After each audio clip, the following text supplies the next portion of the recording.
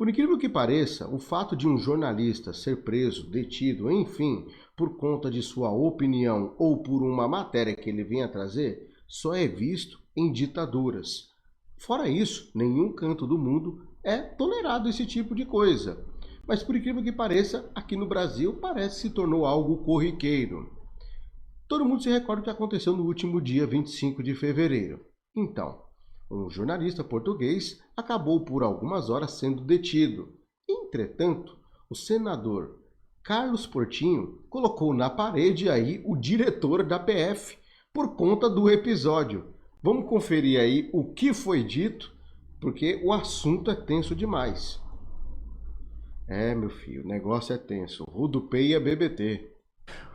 Boa, Consta. E o Consta fala da fala do cidadão da PF. Desculpa, João, você me falou o nome.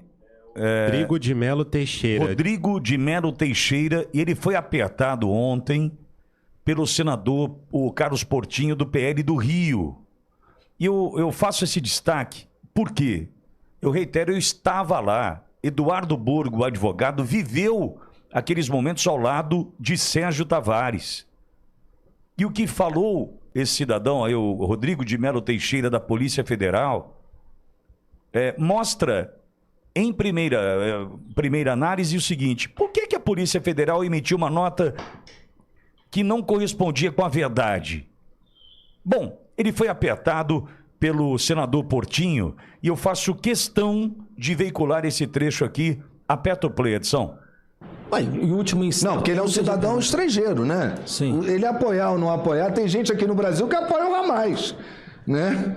Apoia, enquanto...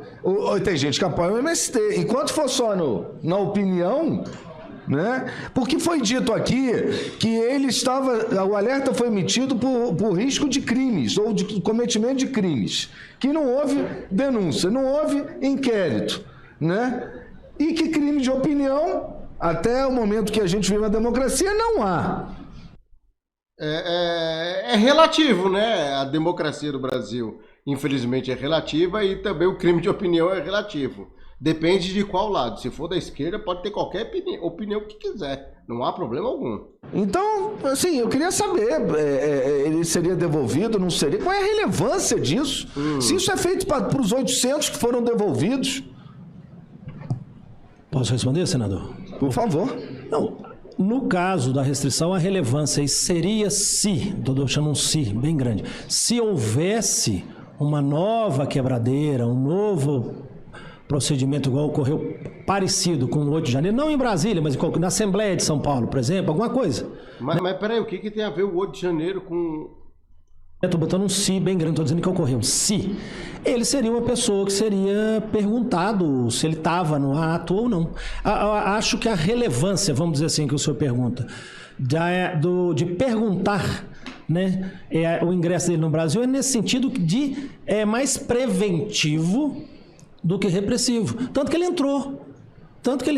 Então é preventivo, se tivesse alguma coisa, onde ele estaria hospedado, com quem que ele estaria, nesse sentido.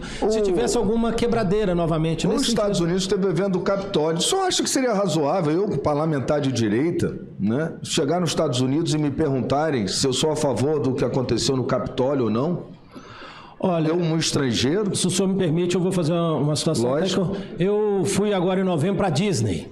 Me perguntaram onde eu ficaria hospedado. Não, isso é uma pergunta padrão. Essa pergunta não está agora nem aqui. É padrão. Mas assim, se o senhor, sendo um senador ou sendo qualquer cidadão, se manifestasse abertamente, creio eu, não posso falar pelos Estados Unidos, não posso falar pelo governo americano, mas manifestasse abertamente que o que aconteceu no Capitólio é um ato nobre, sei lá, um ato válido, eu acredito que eles perguntariam alguma coisa nesse sentido. Seria uma pergunta absolutamente irrelevante como essa de 8 de janeiro, porque o que eu penso não quer dizer absolutamente nada. E qualquer pessoa ser tolhida no seu pensamento ou constrangida, é por isso que a minha preocupação aqui é com a instituição Polícia Federal. Porque olha, isso aí tá lavando a alma de muito brasileiro, viu? Eu sei, Vossa Excelência, né, seus subordinados cumprem ordens. E eu quero entender qual é a direção dessas ordens, para onde estamos indo. Senador, então deixa eu explicar o senhor novamente. Deixando bem claro o se. momento algum, a opinião no que tange a opinião política, isso é irrelevante. A questão é, se tivesse algum ato de quebradeira novamente, ele seria provavelmente perguntado se estaria naquele ato ou não, alguma coisa dessa natureza. É isso. Não é opinião política.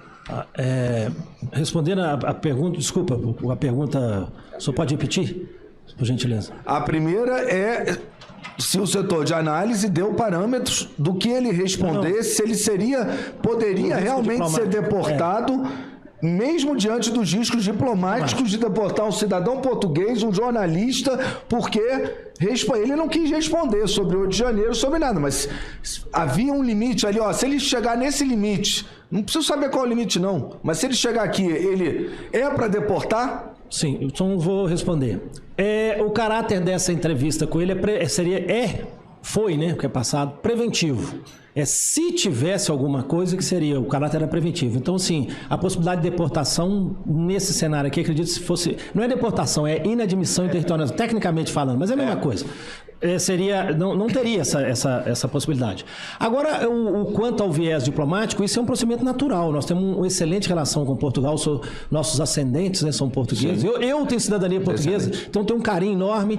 Mas assim, Portugal deportou, ano passado, ou inadmitiu 930 brasileiros lá. Então, assim, isso aí, o Brasil também não admitiu 800 e poucos. Não, mas a minha pergunta é objetiva, desculpa. Sim. Se ele respondesse, sim, acho que aquele ato foi um ato democrático de 8 de janeiro, e sim, o Brasil vive numa ditadura do judiciário, ele seria deportado?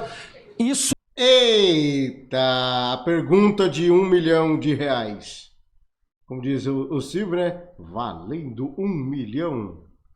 Em si não seria o motivo, mas se tivesse um outro ato de vandalismo... Desculpa, com todo respeito à Polícia Federal, essas perguntas aqui são absolutamente irrelevantes, constrangedoras. Eu só queria saber agora, para encerrar, que foi a segunda pergunta, por que ele foi retido para embarcar de volta ao país dele? Então, senador, deixa eu responder a primeira e a segunda. Ele foi entrevistado num caráter preventivo. Entre os dias 22 a 24 de março, nós, do Dr. Marcos, a primeira... Eu repeti pela, acho que 20ª vez, se tivesse alguma nova quebradeira, aí iria-se entrevistá-lo, ou interrogá-lo, ou prender, não sei a situação. Foi retido. Mas isso é de controle migratório. Não, vamos falar da entrada. Isso é controle migratório. Isso se chama Lei 13.445, controle migratório, ponto. Acho que essa está explicada. Foi um caráter preventivo. Você vai fazer o que no Brasil? O que você acha disso, daquilo? É um caráter preventivo. Ponto. Controle migratório. O outro ponto aí que o senhor está falando, da volta ele foi retido novamente, eu não tenho essa informação. Estou sabendo agora o que o senhor está me contando. Eu não estou sabendo dele ter sido retido ou entrevistado. Não estou sabendo agora. O senhor me falou. Sério? Então não sei, não estou dizendo que o senhor, essa informação que o senhor... Sério? Oh, meu Deus. Está dizendo que não seja verídica. Eu não sei dessa informação, dessa entrevista do retorno. Questão de ordem aqui, presidente. Senador Rogério... Pingou, sai para o intervalo no rádio. Primeiro, o João alerta para a expressão corporal desse cidadão da Polícia Federal. Havia um tremor. Bom, vamos lá. Vamos deixar claro. Eduardo Borgo, comentarista da Auriverde, advogado criminalista, que levei no meu carro até o aeroporto, nós estávamos indo para São Paulo, na manifestação do 25 de fevereiro, foi no meu carro, né? Levei até o aeroporto, tem nada a ver com o caminho, tá? É absolutamente o contrário. Eu chego do oeste do estado, o aeroporto está no leste. Então eu tenho que atravessar São Paulo inteira para chegar ao aeroporto de Cumbica. Chegando lá, se não fosse o Borgo, já que ele adora o si, o tal do Rodrigo adora o si, eu brinco que se minha mãe fosse homem era meu pai, né? Si, não existe si. E si, condicional? Quando o assunto é justiça, tem condicional? Eu vou te prender porque se você falar, se você fizesse... Ué, que si, meu? É fato. Vamos lá. O Borgo foi até o aeroporto, levado por mim, e orientou o Sérgio a não responder nenhuma pergunta. Antecedendo essa questão, um ponto fundamental.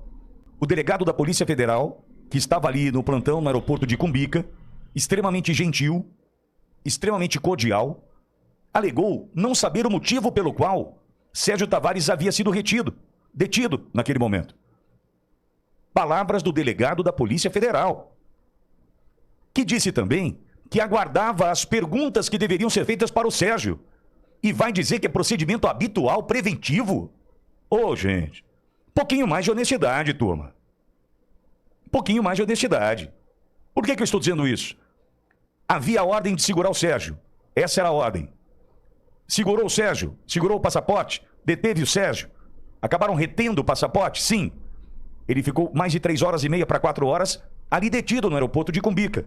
Até que chegou um telefonema com as perguntas que deveriam ser feitas sobre temas abordados por Sérgio Tavares em seu país de origem, onde opinião não é crime. Só é no Brasil. Onde opinião não é crime. E eles estavam tentando, e essa leitura não é minha, essa é a leitura de um jurista, não ouvi bem, eles estavam tentando incriminar para prender o Sérgio Tavares. Anote aí, se ele respondesse aqui as questões relacionadas à urna, à vacina, ao STF, à ditadura, ele seria preso em solo brasileiro? Ou qual era a intenção? Só deportá-lo, devolvê-lo a Portugal? Traz o cara aqui, ouve tudo aqui, devolve? Então, amigo, um pouquinho mais de honestidade. As perguntas foram enviadas por Brasília e não chegou a resposta que eu queria. Quem enviou as perguntas? É óbvio, Vitória. Não, não é tão óbvio assim. Não é. Ah, foi o cara... Não é tão óbvio. Eu quero saber quem é que enviou as perguntas. E o resto é conversinha para boi dormir. O negócio é tenso. Meu Deus do céu. Muito tenso. Se prender um jornalista aqui no Brasil já é algo inadmissível por ele emitir sua opinião ou fazer o seu trabalho, que é jornalismo, imagine um jornalista de outro país. Comenta aí a sua opinião e não esquece de compartilhar o máximo possível. Até o próximo vídeo.